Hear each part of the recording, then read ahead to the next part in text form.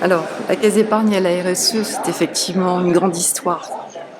On le dit souvent, chez nous, la RSE fait partie intégrante de notre ADN.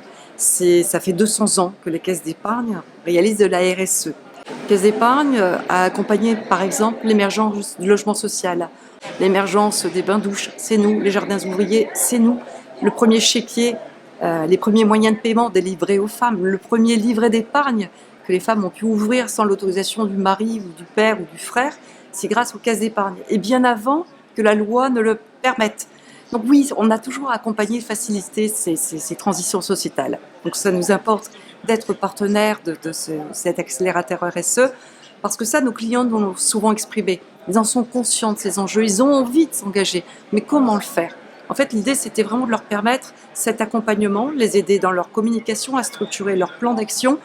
Et c'est là notre rôle majeur, justement, en tant que banque de territoire, c'est savoir faciliter aussi et permettre cette connexion, cette mise en relation avec les partenaires qui vont bien. Naturellement, quand on s'est associé avec Leader Occitanie, on avait déjà une idée assez claire de ce que l'on voulait faire de cet accélérateur. Pour nous, ce qui était essentiel, c'était vraiment leur donner les moyens de pouvoir l'affirmer, l'installer et de mobiliser en fait les meilleurs experts à leur côté pour les accompagner et construire ensemble. Alors, ce que je retiendrai, c'est peut-être encore une fois de rappeler que c'est l'affaire de tous. Et que pour le coup, on a chacun notre rôle à jouer, et c'est par la mobilisation et l'engagement que chacun va y mettre, nous arriverons à faire bouger un tant soit peu les choses. Mais il faut cet engagement, cette mobilisation collective.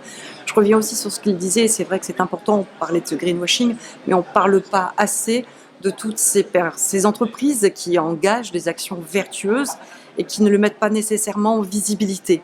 Et plus nous, en tant que partenaires, notamment partenaires bancaires, on sera en capacité de valoriser leurs actions, de valoriser leur engagement, de valoriser ce qu'ils entreprennent pour le territoire, ce qu'ils sont capables d'initier en termes d'investissement structurant, en termes d'investissement vertueux.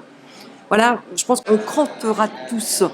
Donc l'idée aussi, c'est de réfléchir à la façon dont nous, en tant que banquiers, en tant que partenaires, on va être capable de les mettre davantage en visibilité pour qu'au final, on ait le sentiment qu'effectivement, on œuvre tous dans le bon sens et on va tous dans une trajectoire d'un monde plus durable et où chacun, effectivement, prendra conscience de la responsabilité que l'on porte.